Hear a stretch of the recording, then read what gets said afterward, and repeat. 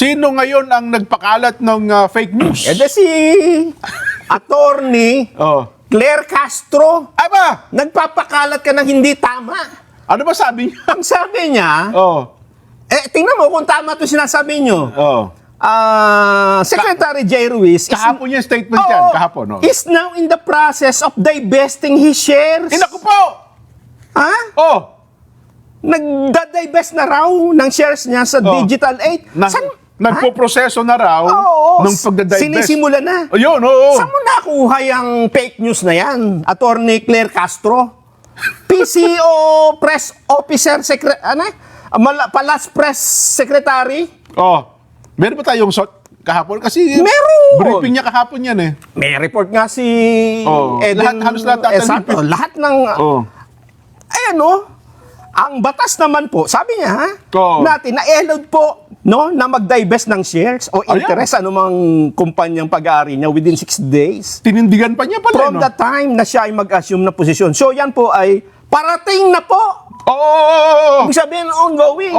At alam naman po niya, yung batas at lahat po naman ng gagawin natin dito ay dapat naayon sa batas. Yun. So nagda-divest daw. Ang sagot ni Secretary J. Ruiz ngayon, bakit ako magda-divest? hindi naman ako, wala naman akong shares. ako'y pangkaraniwan niyang empleyado at naging representante lang ako. Sapagkat may pangalan naman ako, siyempre J. Ruiz ako eh. So halatang halata, Jen, na itong Palas Press Officer ay nag-iimbento. Di ba? Ako, again, Nelson, ang ating advice kasi, sana ay isipin po ni Yusek na payong kaibigan. Unsolicited advice. Yes. Kasi alam mo naman si Secretary J, kasama mo naman, at ang tinatanong ay personal ni Secretary J, ang pinakamaganda sagot dyan ay hayaan po natin si Secretary J. Ruiz ang magpaliwanag ukol sa bagay niya sapagkat siya po ang pangunahing pinatutungkulan dyan eh. Huwag kang magsisinungaling. Nagsisinungaling siya kasi tinan mo headline pa ng Inquirer Palas. Ruiz follows legal step to divest shares from co-founded firm. Saan galing ang balita? Sa kanya. Sa inyo, Attorney Claire Castro. Pinik up pa ata ngayon ng pati Senado daw eh. Pati nga Senado, sabi nga Senado. Ganun nga yung reaksyon. Kasi akala nila, totoo yung sinasabi ng Palas Press Officer. Kasi, sino ba naman magsasabi hindi? Magkakasama sila doon, di ba? Kasi kung pinakinggan nyo kahapon, binasa na natin ng official statement. Kami na nga nagpaliwanag na si J. Ruiz ay walang shares dyan. Pero nauna na natin binasa kahapon yung kanyang statement Bakit gano'n? Mas alam pa namin kaysa sa'yo? Di ba? Ayun ang ako sabi ko nga, sa lahat ng bagay, kahit kami, alam mo na, Nelson, alam na natin ang paano sasagot. Yes. Pero bilang paggalang at pagrespeto sa tao. Correct. Kasi naman, baka mamaya meron siyang higit na kinalaman pa, gaya niyan. Tama. Secretary mo naman ho yan. Hayaan niyo po na si Secretary J. Ruiz mismo ang magpaliwanag. Baka higit po na maipaliwanag niya ang tama kaysa sa akin. Di ba? Yan ang sinasabi natin, Jen. Pagka ikaw nagmagaling ka na, hahayaan ka sa pagkakamali. Nako. Lalo na, dalawang gwapong puppet ang cute na puppet ang binangga mo. Tutulot ka sa pagkakamali. Kasi kailanman dito ay hindi namin ginagawa yung i-invento dyan, di ba? Di ba? Kung may sinasabi man kami, kung yun ang sinabi niya, sapagkat yun ang talaga naman yun ang tama. sinabi mo di ba? Yun ang malungkot ngayon. Paano mo ngayon ibabangon ang puri mo dyan sa pagkakalugmok na yan? Paano mo hindi ka ba magsosorry? Hindi, sabi niya, Secretary J, pasensya ka na, medyo nagmalabis ako sa'yo. Kahapon, nasabi ko tuloy. Mas marunong ka pa sa sekretary mo, di ba? Nabanggit ko tuloy na ikaw nasa proseso ko na ng pag-divest.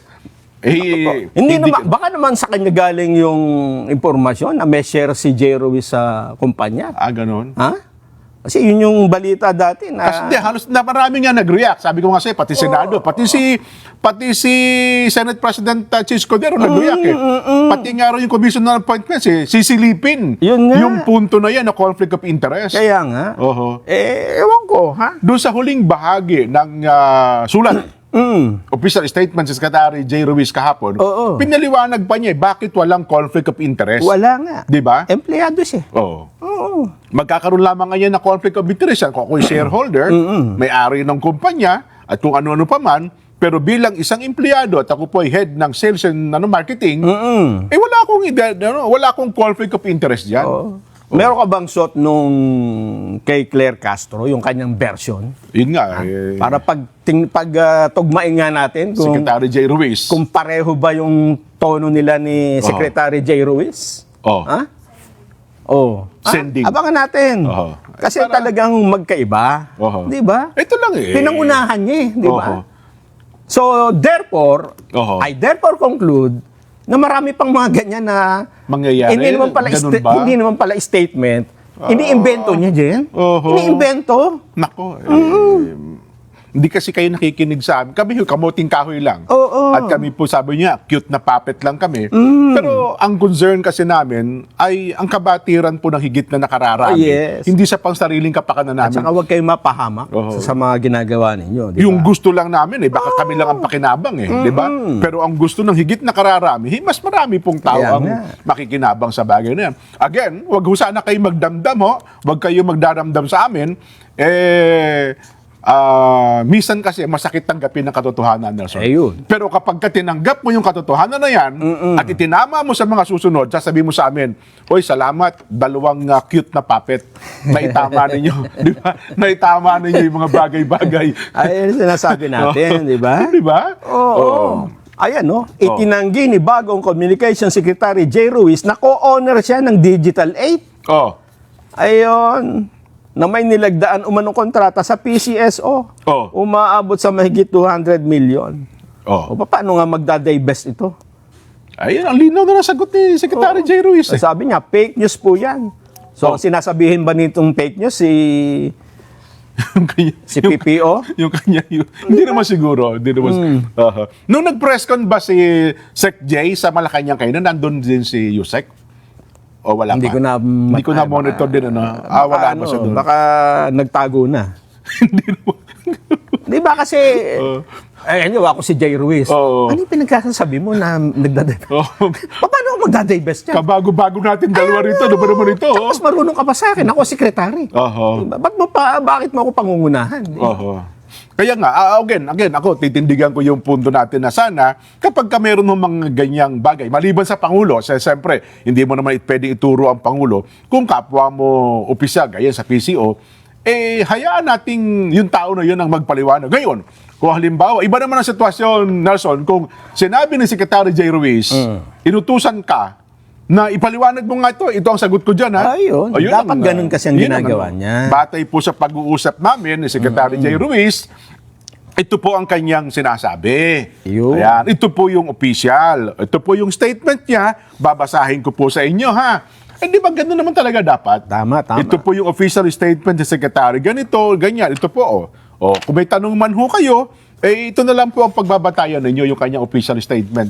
Kasi kahapon lumabas, mga alas 3 na ng hapon, yung binasa mong statement, mga alas 3 alas 4. Tapos na tayo.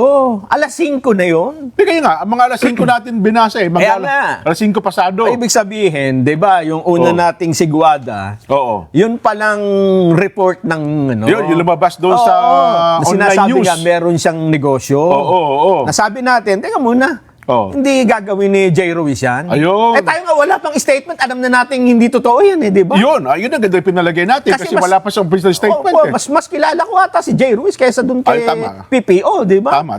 Pero hindi gagawin ni J. Ruiz yan.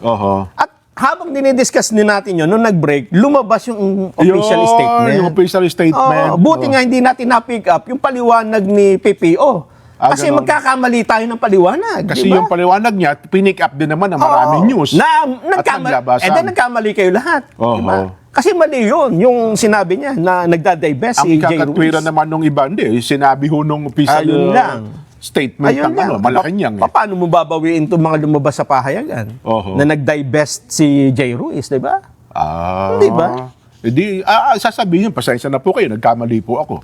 Yun na lang siguro. Yun dapat. Gaya nung ginawa nung nirereklamo kahapon ni Senador Francis Tolentino. Mayroong may official statement na yung himpilan Nelson Oo, na humihingi ng paumanhin Nagkamali din. kay Senador Francis Tolentino na talagang sila nagkamali at inaalam na nila kung sino-sino ang mga nagkamali, kung paanong siya nadawit doon sa baril na yun, yung kanyang mga larawan. Nagamit yung picture niya. Oho. Yun ang ginawa pang background. Yun na nga.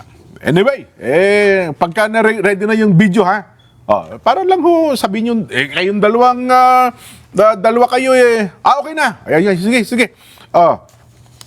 Ano po ba, anong tinatanong mo, Nelson? Ano yung kanyang naging pahayag? Ano paliwanag tungkol kay Jay Ruiz? Tungkol po sa pagkakabanggit niya. Ito po'y kahapon ba ito? Tama? Kahapon. Sige. Pakinggan nga natin. Ano ba sabi kahapon tungkol dito sa isyong ito kay Secretary Jay Ruiz? Meron, ang batas naman po natin ay allowed po, no, mag-divest ng shares or interest sa anumang kumpanya na pag-aari niya within 60 days from the time na siya ay nag-assume ng position. Bitin naman masyado naman yun. Mas mahaba pa yung binasa ko. Masyado Sabi niya, nagda-divest na? Oo. Yung lumabas Sa mga pahayagan. Oo, tsaka yung sa report kagabi, meron din yan. Ayan. Oo. At isunod naman natin, ano sa sinabi ni Secretary Jay Ruiz? Balikan natin yung sinabi ni Sec Jay. Balikan natin. Sec, ano po masasabi ninyo? Iba naman na akong inaayon. Not want to dignify the story, kasi it's fake news. It's fake news. Unang-una, I don't own a share. I'm not a stockholder. I am not an owner of Digital 8. I was an authorized representative to represent the company in the joint venture agreement between IBC 13, DG8, and PCSO. I never owned that company. So, parang ginawa lang nila as representative dahil may konting pangalan naman tayo, ginawa akong parang spokesperson ng kumpanya, head ng sales and marketing noong October 2024. And in January 17, dahil nga may mga iba naman na akong inaayos na negosyo, ako po ay nag-resign sa kumpanya. No further explanation, Your Honor. Lipat na tayo, Nelson. Tapos ang usapin. Kayo na po ang bahalang magbigay ng inyong opinion ukol sa mga bagay na ito. Yan nga, mga headline, Ruiz to divest shares in company. Yan ang mga Yun ang pinick up talaga yan nila. ang mga pinick up kasi yun yung pagkasabi. Yun ang viral, yun ang issue kahapon sasabihin niya, hindi, sinabi ko lang naman na pwede siya mag-divest. Hindi ko naman alam na hindi pala, hindi mo pa alam bakit ka nagsalita ka, di ba? Nagkamali tuloy marami. Yun na diba? Anyway, ituloy ko na rito, Nelson. Ituloy ko na yung punto na yan at ang yun sa balita ay pag-aaralan daw pong mabuti ng Presidential Communications Office ang posibilidad na magtatag na po, mga kababayan, ng isang regulatory body para po sa mga social media content. Ano po layo nito? I-monitor daw po, suriin ng mga social media content na layuning tugunan ang lumalagong problema ng fake news. Yan. Ayon po mismo kay Acting PCO Secretary Jay Ruiz na nagpapatuloy na ang pag-uusap kaugnay sa potensyal na paglikha ng isang social media regulatory body. Tandaan niyo po ulitin ko binabanggit po ng Secretary Jay Ruiz na nagpapatuloy na po ang pag-uusap kaugnay sa potensyal na paglikha ng isang social media regulatory body. Yan. So parang may hahalong tulad mo sa KBP, National Press Club, mga ganyan. Parang. Bagay ang KBP kasi private ito, hindi naman isang regulatory body. Kung ito yung regulatory body, magiging sangay ba ito ng gobyerno? Ewan ko kung para i-regulate ang social media content? Tingnan mo, Jen, yung mga istasyon ng radyo, mga institusyon ay hindi pwedeng lagyan ng regulatory body. Ito pa kayang mga... So parang MTRCB ito, ganon? Ayun nga yung gusto nilang gawin, Jen. Well, ito may paliwanag po, inihahalin tulad po ni Secretary Ruiz, ni Jay Ruiz, ang regulasyon ng social media sa regulasyon ng traditional media, partikular na tinutukoy ang papel po ng, Movie and Television Review and Classification Board o MTRCB na nangangasiwa po sa films at television broadcasts. Ayan, binigyang diin pa po ni Secretary Ruiz na nakatuon ang pansin ng pamahalaan sa paglaban po sa fake news. Yun. Maaari itong mag-resort sa legal remedies kapag ang fake news ay disinformation ay nakapagdudulot po ng pagbabanta sa national security. Nason. Yun pala. Para po naman kay Presidential Communications Office Undersecretary Claire Castro, sinabi nito na dapat po makipag-ugnayan at makipagtulungan din ang PCO sa mga mambabatas sa mababang kapulungan ng Kongreso dahil ang mga ito naman anya ang gagawa ng isa na pong batas. Magkakaroon na talaga ng batas ukol dito. Binabanggit pa po niya na sa kanyang palagay ay napapanahon na ang paglikha ng social media regulatory body dahil tayo po, sabi niya, tayo po sa mainstream media, tayo po ay sakop at nire-regulate po ng MTRCB. Kung tayo po ay miyembro ng KBP, meron din po tayong KBP. Ayan. Sa tingin daw po niya, ang pagkakaroon ng regulatory body, hiwalay na regulatory body para po sa social media. Yun ha. Hiwalay po hiwalay na regulatory body para sa social media at ito daw po ay napapanahon para maiwasan na ang pang-aabuso. Nason.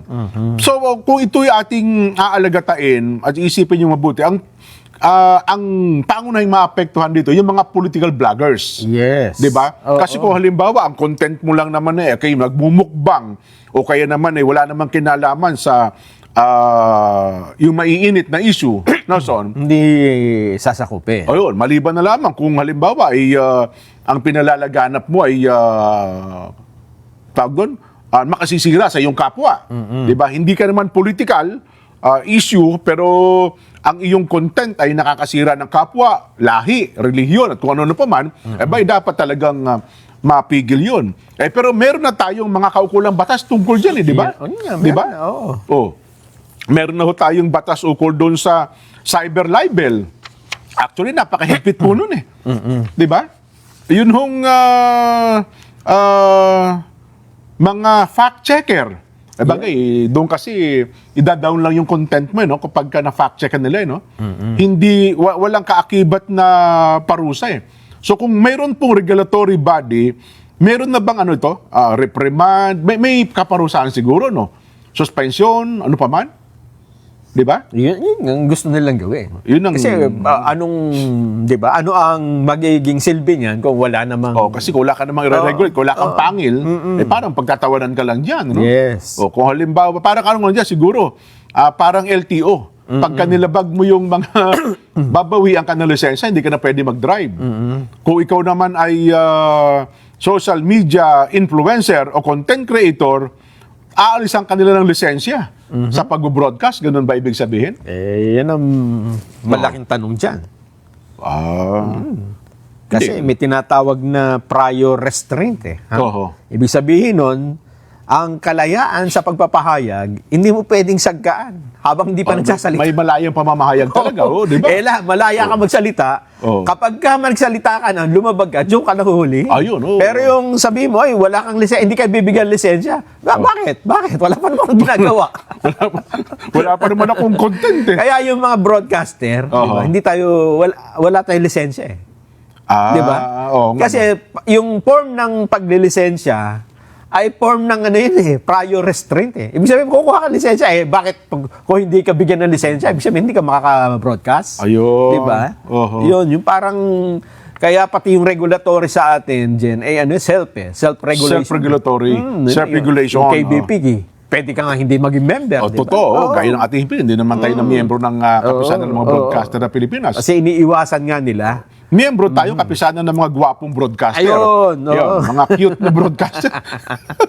Sana ng mga cute na puppet. Oh, yun, oh. Pero yun ho naman, open for all yun eh. Oo. Di ba? Yun. Ay, Oo. Kaya nga sabi ko, mukhang unang-una, wala namang, sa bagay yan sa TRICOM yata no? Oo. Meron silang gustong buuing batas dyan. Totoo. Nakapalob yun.